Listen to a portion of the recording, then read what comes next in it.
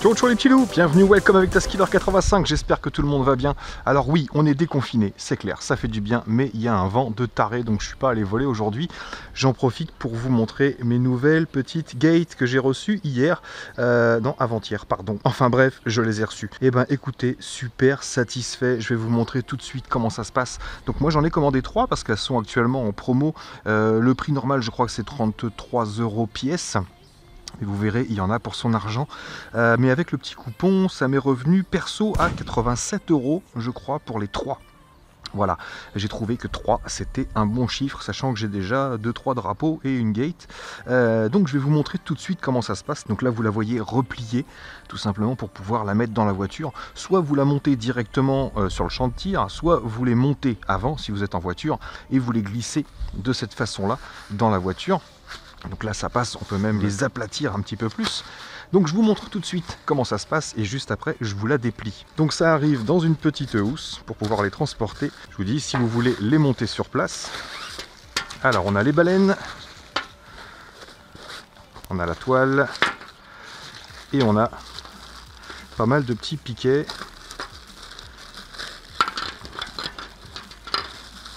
Ainsi que les deux angles. Hop. Donc voilà comment va être fournie la gate en elle-même. On va tout de suite hop, défaire ça. Hop, c'est assez simple à monter en fait. J'ai pas mis énormément de temps. Alors, on a pour commencer, hop, ça dans la poche. On a pour commencer de l'eau de baleine. Donc on va tout simplement, hop, ça vous connaissez, il y a des élastiques. Donc on va simplement les enquiller les unes dans les autres. C'est assez long, hein. Faites pas ça dans la salle de bain.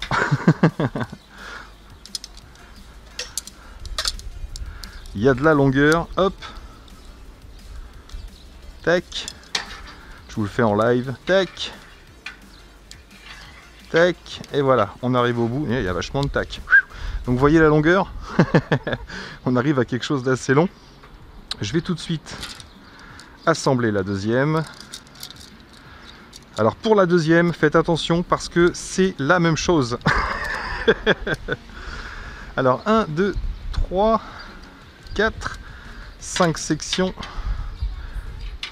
6 et 7. Alors il y en a une qui est un peu plus courte que l'autre. Pourquoi? Parce que sur les deux gates, comme vous l'avez vu, il y a une gate qui fait 1,20 m de haut, on va mesurer ensemble, et l'autre fait 1,50 m. Donc prenez bien garde à mettre la plus longue dans la plus grande, bien sûr. Ensuite, on va dérouler nos gates, et donc là, quand on les met à plat, on voit tout de suite laquelle est la plus grande. Donc moi, c'est celle du haut. Donc je fais attention aussi à mettre les inscriptions sur l'avant, le run cam, qu'on le voit bien, et je vais commencer à enfiler ma première tige. Donc là, pas de précaution particulière à avoir.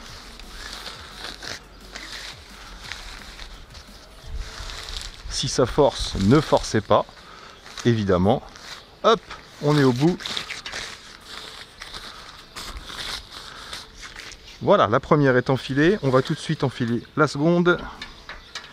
Donc la plus courte.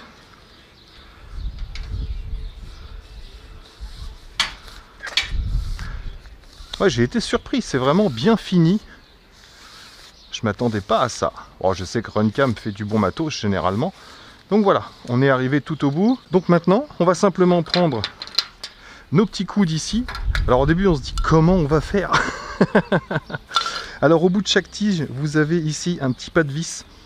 Donc on va prendre soin de mettre la sangle ici du côté de la plus courte, c'est celle qui va se poser par terre généralement.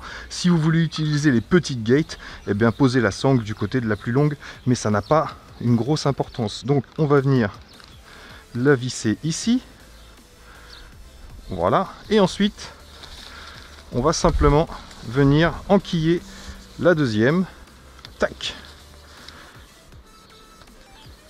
et visser également.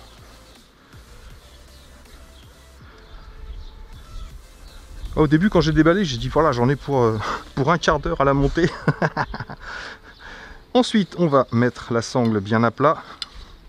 Ici, tac, on va garder son coude en main et on va simplement récupérer notre angle qui est là. Hop. On tire bien notre toile. Hop.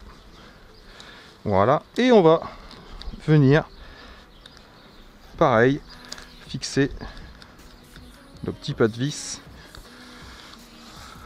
Alors si vous avez du mal, c'est parce que votre toile est mal tirée ici. Voilà. Hop. Mon pas de vis est dans la toile. Le voilà. Et voilà, votre gate est prête, tout simplement. Voilà, il y a juste à la poser. Et comme je vous disais, vous avez le choix entre deux gates. Une gate qui fait normalement 1,50 m. On va vérifier. Voilà, donc on arrive à 1,51 m de hauteur sur au plus large. On est à environ 1,57 m, 58, presque 1,60 m. Et si vous voulez utiliser un plus petit drone et une plus petite gate, eh bien vous utiliserez ce côté-là, tout simplement. Et là on arrive à un peu plus d'1,20 m, 1,21 m, 22, et bien sûr pour la même largeur, bien évidemment. Donc voilà, une fois que ça c'est fait, c'est monté, c'est prêt. Vous n'avez plus qu'à planter vos piquets. Donc s'il n'y a pas de vent, c'est posé comme ça, ça ne bougera pas. Et si vous avez un peu de vent, vous avez déjà 2 piquets de chaque côté, plus un ici sur l'avant.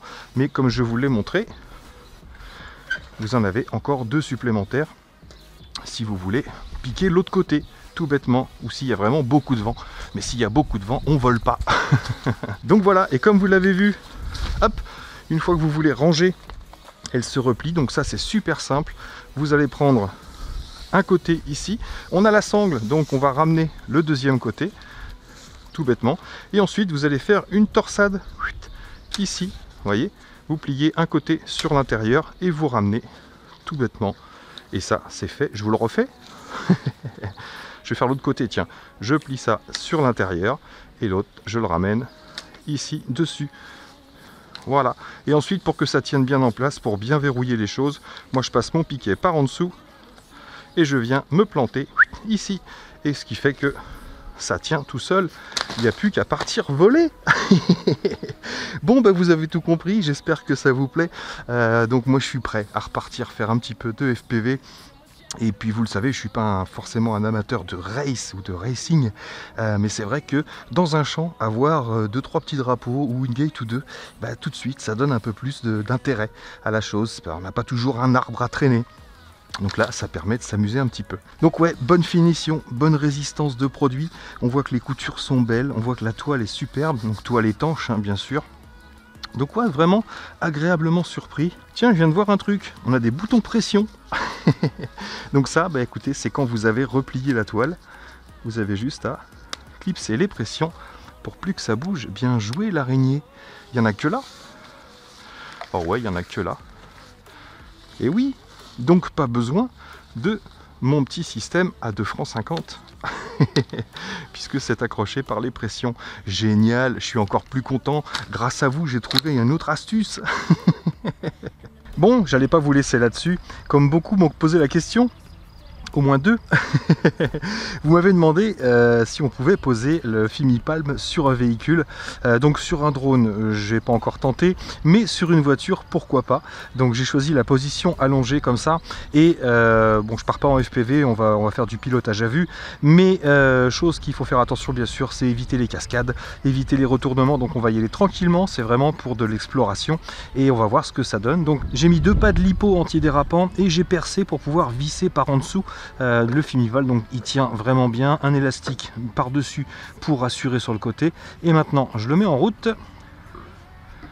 il s'initialise et il se positionne automatiquement à plat. Donc là on va régler la hauteur ici. Je peux tout de suite lancer l'enregistrement. Alors là je suis en 4K 30 fps. Donc pour l'instant on est sur le mode follow pour la gimbal en mode normal. Donc on va voir tout de suite ce que ça donne. Donc let's go pour une petite balade.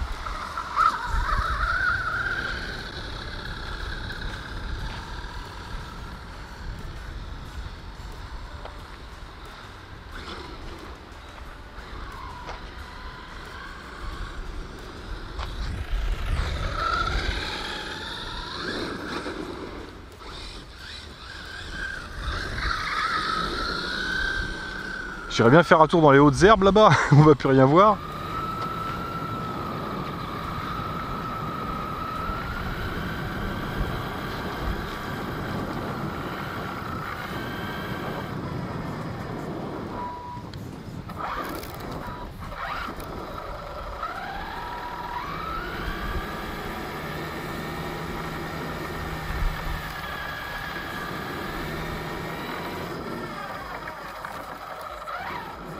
Allez, on va se faire un petit peu de bitume, monter quelques trottoirs.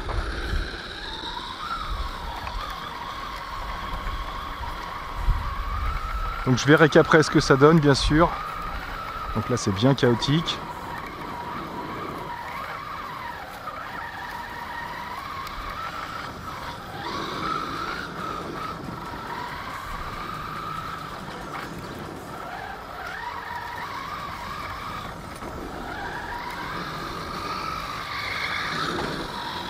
Donc pas de soleil, pas de cascade.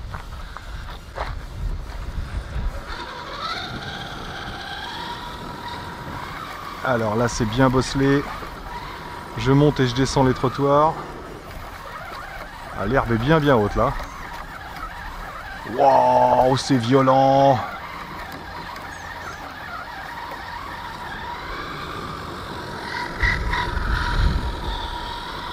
Un petit peu de pénombre.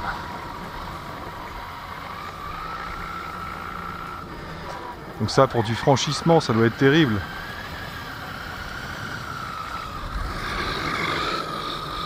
Hop là.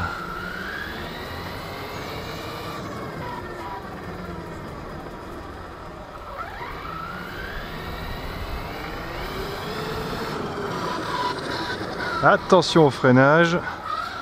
Allez, on va tester le 1080p 60 fps. C'est vrai que c'est plutôt pratique, on a accès au réglage en direct.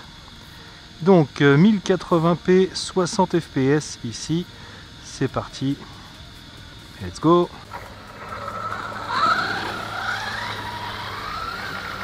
Donc ça doit réduire le champ visuel, c'est sûr, le fauve.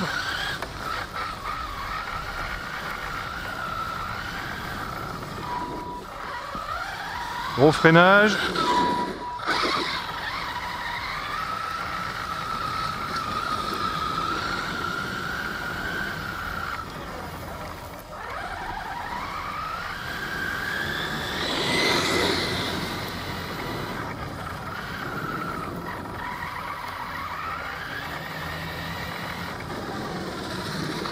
Donc c'est vrai qu'on pilote pas en FPV, là c'est le plaisir de découvrir les images.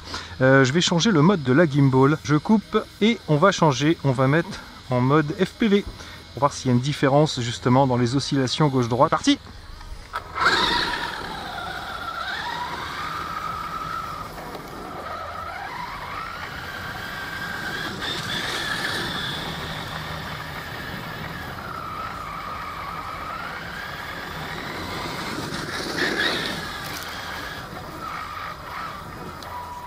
Ça passe? Non, ça passe pas là.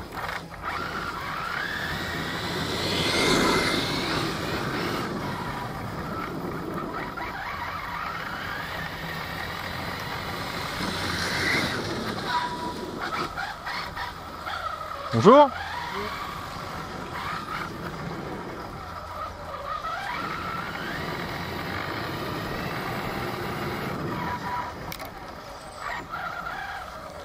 Alors, dur d'apprécier les distances.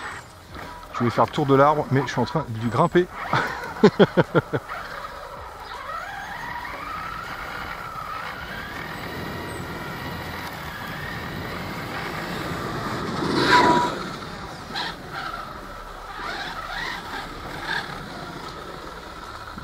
Tac! Allez, je vais remettre en mode normal pour finir.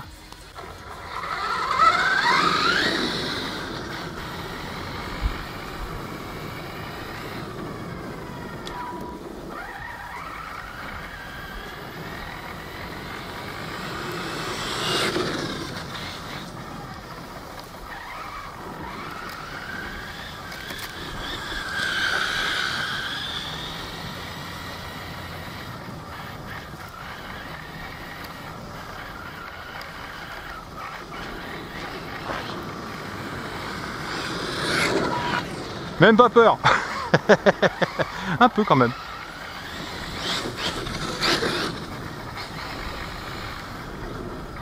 Allez, faut que je fasse gaffe. J'ai envie de jouer, mais il faut pas que je prenne de risques. Hein. Inconsidéré. Je vais maintenant vous montrer une autre façon d'utiliser justement le petit Fimi-Palm directement sur une casquette avec un petit montage simplement tout bête et avec des raccords. Et on va voir ce que ça donne. C'est parti. Donc je dévisse par en dessous, hop, et je récupère le Fimi-Palm. Donc vous voyez le montage pour ceux qui voulaient voir comment ça se passe. Donc maintenant, j'ai éteint le Fimi-Palm bien sûr. Je vais le fixer sur la gapette. Tac, c'est bien serré. Je le mets bien droit. Voilà. Donc pas forcément très lourd sur une casquette, surtout que là il est positionné en retrait. Donc je le mets en route. Voilà. Donc bien sûr je mets l'écran vers l'avant. Il faudra que je retourne l'écran ici. Pourquoi? Parce que pour simplement pouvoir régler, là pour pouvoir régler votre objectif, vous vous mettez devant la glace avec la casquette et comme ça vous pouvez régler votre objectif en fonction de ce que vous voyez à l'écran. Donc là bah écoutez c'est plutôt pas mal, ça m'a l'air bien. Je vais retirer tac tac le détecteur de visage, comme ça ça va rester en face de moi. Là je pense que c'est plutôt pas mal au niveau de l'objectif. J'ai pris le micro sur moi, comme ça vous m'entendez bien et on va voir ce que ça donne sur la casquette. On va aller faire une petite balade. Donc je vais pas trop loin parce que j'ai ma voiture qui est là. Donc voilà, je vais bouger la tête, droite-gauche. En bas, en haut. Je peux regarder les nuages, le soleil, la neige, un oiseau. Ouh, un oiseau. Donc là je vais marcher sans faire attention, comme si j'avais rien sur la tête. Alouette. Ouais, je surveille, attention. Donc là, c'est pas stabilisé du tout. Hein. Donc si je mets ma caméra à côté, ici, je vais la poser sur mon épaule. Voilà, je la fixe sur mon épaule et je marche naturellement. Là, si je peux, je vous mettrai les deux vues, la F8 SE et le Fimi-Palm. Hop, faire une petite course.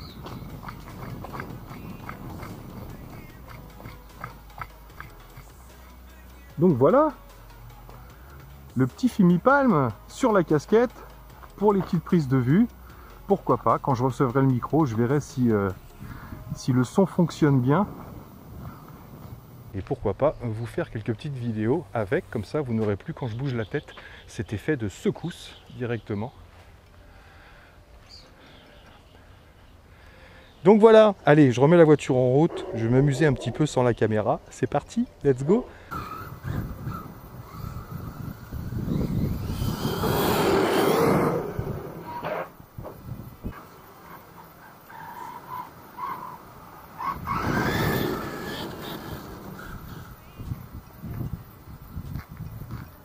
Quoi?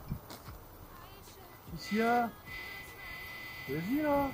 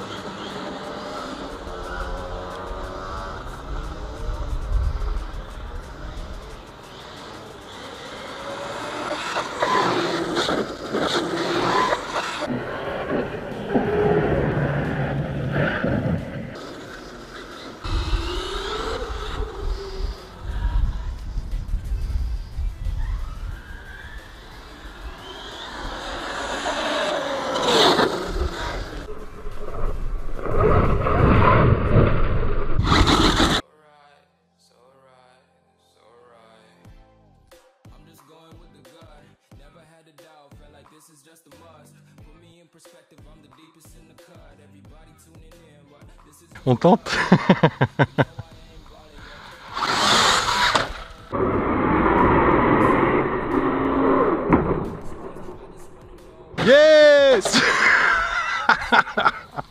Je pense que je peux lui remettre un petit peu de jeu. C'est reparti.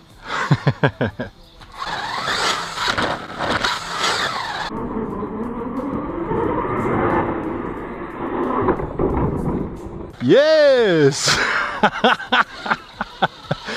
Bon ben voilà les amis, j'espère que cette petite vidéo vous aura plu. On a parlé un petit peu de tout pêle-mêle, mais voilà, j'ai répondu à certaines de vos questions. Donc moi là-dessus, il ne me reste plus qu'à vous dire surtout, portez-vous bien, et même très bien, et à très bientôt dans mes vidéos. Ciao ciao.